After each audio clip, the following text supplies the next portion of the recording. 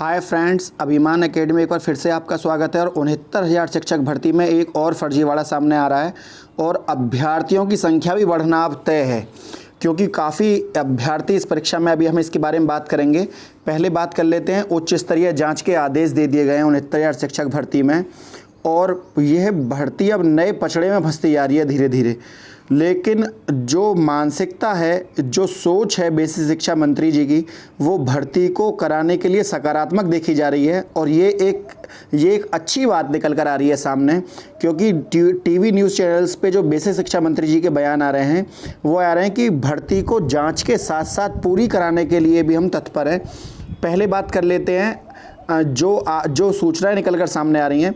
परिषदीय प्राथमिक विद्यालयों में 69,000 शिक्षक भर्ती में फर्जीवाड़ा करने के आरोप में पकड़े गए अभ्यर्थी पूर्व जिला पंचायत सदस्य डॉक्टर कृष्णलाल पटेल, तो ये KL पटेल वो ही हैं, कृष्णलाल पटेल के पूछताछ के बाद शुक्रवार को पुलिस ने सोराब समेत कई इलाकों में छापेमारी की।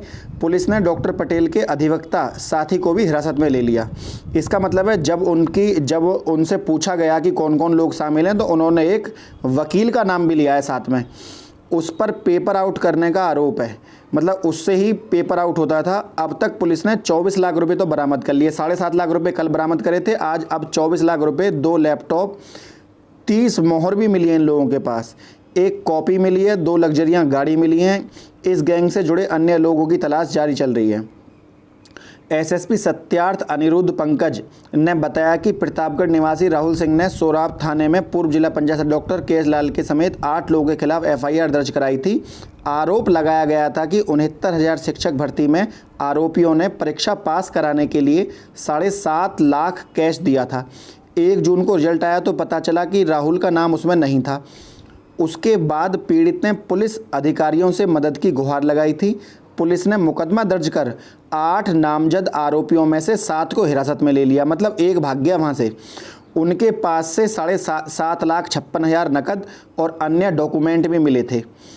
और इसके अलावा शुक्रवार को पुलिस ने हिरासत में लिए गए आरोपी डॉक्टर कृष्णलाल पटेल और रुद्रपति दुबे पूछताछ के बाद छापेमारी कर प्रतापगढ़ निवासी अधिवक्ता ललित त्रिपाठी को भी हिरासत में ले लिया गया है। ये नए नए नाम सामने आ रहे हैं, आप समझ सकते हैं भर्ती में। वर्तमान में ललित त्रिपाठी राजापुर में रहता है। बताया जा रहा है कि ललित त्रिपाठी भी स्कूल संचालक है। अब लगाइए, जो भी ये इनमें से 5 लोगों के 5 स्कूल हो गए अब तक टोटल। यदि 5 स्कूलों में पेपर हुआ होगा तो कितनी बड़ी संख्या में पेपर आउट हुआ है, आप समझ सकते हैं। जिन बच्चों को पेपर मिला होगा उन्होंने भी व्हाट्सएप कहीं और किया होगा पेपर, तो ये कितनी बड़ी संख्या हो सकती है जिनके पास ये पेपर पहुंचा है। और वह डॉक्टर पटेल के साथ मिलकर फर्जीवाड़े में लगा था। पुलिस ने इसी के साथ कुछ अन्य आरोपियों को भी पकड़ धकड़ की और छापेमारी कर 24 लाख रुपए बरामद कर लिए। और यह रुपए अभ्यर्थियों से वसूल किए गए थे, मतलब 24 लाख रुपए जो है और वसूल किए गए इनके अलावा भी। प्रयागराज ASP अशोक वेंकटेश ने पूछताछ में बताया कि डॉक्टर कृष्णलाल पटेल सॉल्वर का काम करता था। उसका साथी अधिवक्ता ललित त्रिपाठी कॉलेज में सेटिंग करके पेपर आउट कराता था। पेपर मिलने के बाद डॉक्टर पटेल उसे सॉल्व करता था। उसके बाद गैंग से जुड़े अन्य सदस्य कॉलेज व अन्य माध्यमों से अभ्यर्थियों तक आंसर की पहुंचाते थे। अभी तक पुलिस को जो डायरी मिली है उसमें अभ्यर्थियों के 20 लोगों के नाम हैं और नंबर हैं। अभ्यर्थी एक अभ्यर्थी के बारे में सत्यापन कराने में लगी है। पूछताछ कर यह पता लगाया जा रहा है कि जिन लोगों के नाम डायरी में हैं उनका किन किन कॉलेजों में सेंटर था और कैसे यह फर्जीवाड़ा किया गया। हिरासत में कौन कौन है? कृष्णलाल पटेल है, रुद्रपति दुबे है, शशि प्रकाश सरोज है, हरिकृष्ण सरोज है, कमल पटेल, रंजीत श्रवण, आलोक उर्फ धर्मेंद्र सरोज, अधिवक्ता ललित त्रिपाठी। अब यहाँ पर आप देखिए, 69,000 शिक्षक भर्ती में कट ऑफ को लेकर सुप्रीम कोर्ट में दायर याचिका जवाब लगाने बेसिक शिक्षा मंत्री ने सभी जिलों में कार्यरत शिक्षा मित्रों की मांग करी है। तो ये जो शिक्षा मित्र हैं ये नया मोड़ देने को लग रहे हैं परीक्षा में, क्योंकि ये चाहते हैं कि बचे हुए पद इनको दिए जाएं। ये ऐसा भी हो सकता है कहीं ना हो कि भगवान ना करे सुप्रीम कोर्ट में या कहीं जाए तो जो 62 नंबरों का जो कोटा मिला हुआ है वो भी इधर उधर हो सकता है, क्योंकि जो वकील हैं रोस्टर नियम के तहत वो चेंज होते रहते हैं, और एक परीक्षा में सीधे सीधे 25 नंबर जोड़ देना अपने आप में बहुत बड़ी बात है। उसके अलावा क्योंकि ये उनका अंतिम मौका है, ये देखते हुए बचे हुए पद उनको देने की बात चल रही है, तो ऐसी स्थिति में 24,000 सीटों को जोड़ने का मुद्दा और गरमाया हुआ है। आप देख लीजिए, आप कार्रवाई सचिव विजय शंकर मिश्रा ने शुक्रवार को बेसिक शिक्षा अधिकारियों को पत्र लिखकर 12 जून तक जानकारी उपलब्ध कराने के निर्देश दिए हैं। सुप्रीम कोर्ट ने 21 मई को अपने आदेश में प्रदेश में कार्यरत शिक्षा मित्रों की जानकारी चाहिए थी। केवल उन्होंने ये कहा है कि कितने लोग प्रदेश में शिक्षा मित्र काम कर रहे हैं, केवल ये जानकारी मांगी है अभी। लेकिन रिमेनिंग पोस्ट का अर्थ यहाँ पर ये निकाला जा रहा है, रिमेनिंग पोस्ट का अर्थ कि जो बची हुई सीटें हैं उन पर शिक्षा मित्रों को ले लिया जाए, इस तरह के आंकड़े यहाँ पर निकल कर सामने आ रहे हैं। 69,000 शिक्षक भर्ती में रोज़ नए नए मोड़ आ रहे हैं। इससे यह बात तो साफ है कि नियुक्ति जल्द नहीं हुई तो याचिकाओं की बाढ़ आ सकती है। बेरोजगारों की मुश्किलें भी कम होती नहीं दिख रही हैं। हाईकोर्ट के पूर्व अधिवक्ता और यूपी टेट उत्तीर्ण शिक्षक महासंघ के अध्यक्ष अनुराग सिंह ने बताया कि सरकार को सभी विवादित 4 प्रश्नों को डिलीट कर दिया जाए और न्यायालय आदेश प्राप्त कर भर्ती प्रक्रिया को आगे बढ़ाना चाहिए, अन्यथा इस भर्ती में मुश्किलें बढ़ने वाली हैं। अभी हम इस डिलीट के बारे में भी बात करेंगे। गुरुवार को रुपए लेकर इसमें कौन कौन से मुद्दे नए विवाद सामने आ रहे हैं, आप ये समझ लीजिए। गुरुवार को रुपए लेकर परीक्षा पास कराने का रैकेट भांडाफोड़ होने पर परीक्षा निरस्त करने की मांग उठ सकती है।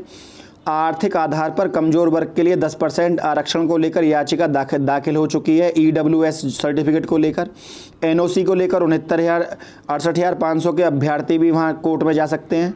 68,500 भर्ती में लगभग 22,000 सीट खाली रह गई थी, जिन पर 1,37,000 से अधिक शिक्षा मित्रों की नौकरी जाने से पद सृजित हुए थे। उन्हें वेटेज दिए जाने का ये आखिरी मौका है, अतः रिक्त पद इस भर्ती में जोड़े जाने की मांग हो सकती है। तो ये मांग तो जायज़ है कि ये 22,000 सीटें यहाँ पर जोड़ी जाएं। NOC जिनके पास नौकरी है उनको नहीं मिलनी चाहिए। EWS यदि देना है तो दे सकते हैं, इससे कोई प्रॉब्लम नहीं है, क्योंकि जो जनरल वाला है वो वैसे भी कहीं ना कहीं फाइट में लगा हुआ है, तो पहले से ही। दूसरा, भांडाफोड़ हो रहा है, इनकी जांच होनी चाहिए। एक NOC के मुद्दे को यदि यहाँ छोड़ दिया जाए तो सभी ये चीज़ें जायज़ हैं, और भर्ती प्रक्रिया को आगे साथ साथ बढ़ाते हुए इन मामलों का निस्तारण 1 हफ्ते के अंदर कर दिया जाए तो ये सब चीज़ें जायज़। दूसरा, इनको किसी को यदि कुछ भी ना भी दिया जाए, केवल 22,000 सीटें जोड़ भी दी जाए तो भी यहाँ पर सभी का नंबर यहाँ पर आ जाएगा। आगे देखिए, न्याय मोर्चा ने 69,000 शिक्षक भर्ती में परीक्षा निरस्त करने की मांग की, और प्रदेश संयोजक सुनील मौर्य ने कहा कि इतने बड़े खुलासे के बाद इसमें कई लाख रुपए और मार्कशीट समेत अन्य फर्जी डॉक्यूमेंटों के साथ पकड़े गए।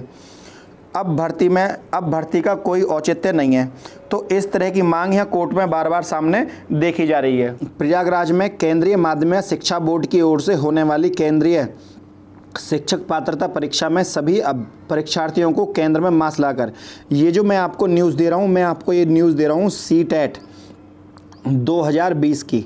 इसका मतलब है CTET 2020 में जून के 2nd वीक में इसके आवेदन पत्र के लिए अधिसूचना आ गई है। आप देख लीजिए, सभी अभ्यर्थियों को केंद्र पर मास्क लगाकर प्रवेश दिया जाएगा। इसके अलावा हर केंद्र पर सैनिटाइजर की व्यवस्था रहेगी, और सैनिटाइजर इस्तेमाल करने के बाद ही अभ्यर्थियों को प्रवेश कर सकेंगे। CTET को लेकर बोर्ड की ओर से सभी तैयारियां शुरू कर दी गई हैं। बोर्ड ने सभी केंद्रों को जून के अंतिम सप्ताह तक पूरा परिसर सैनिटाइज कराने का निर्देश दिया है। बोर्ड ने उन स्कूलों को जहां क्वारंटाइन सेंटर बनाया गया था वहां हर कमरे की अच्छे से सफाई करवाने को कहा है। CTET का आयोजन 5 जुलाई को होगा। प्रदेश के लगभग सभी मुख्यालयों में परीक्षा केंद्र बनाया जाएगा। इससे अभ्यर्थियों को परीक्षा देने के लिए दूसरे शहर नहीं जाना पड़ेगा।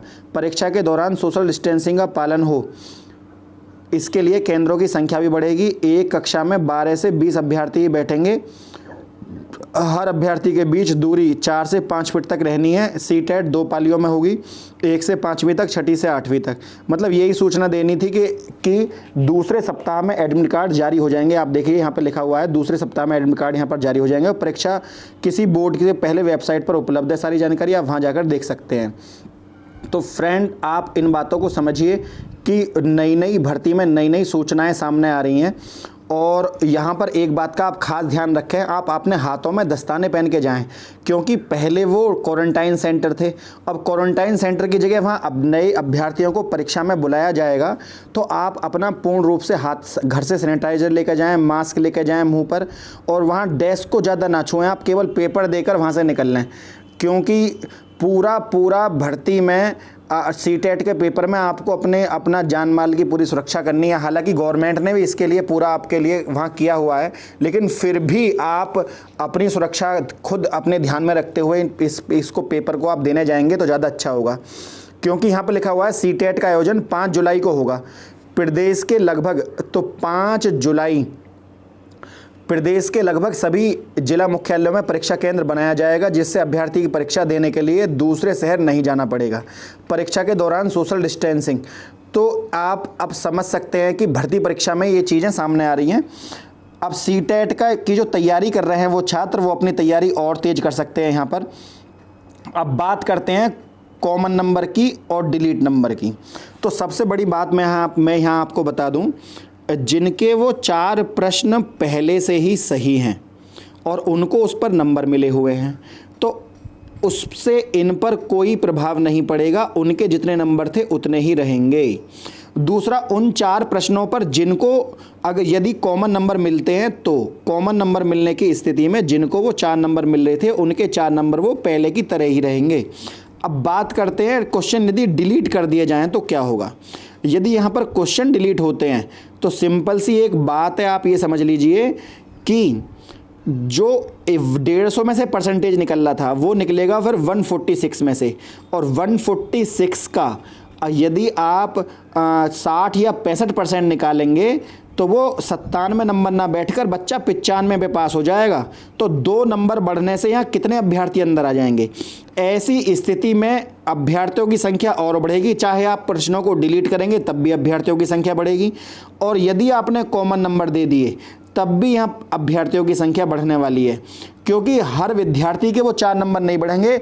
आखिर उन 4 में से कम 2 सवाल तो पहले से ही सबके सही होंगे, तो केवल 2-2 नंबर बढ़ने से ही अभ्यर्थियों की संख्या यहाँ बढ़ने वाली है। आप समझ सकते हैं मैं क्या कह रहा हूँ।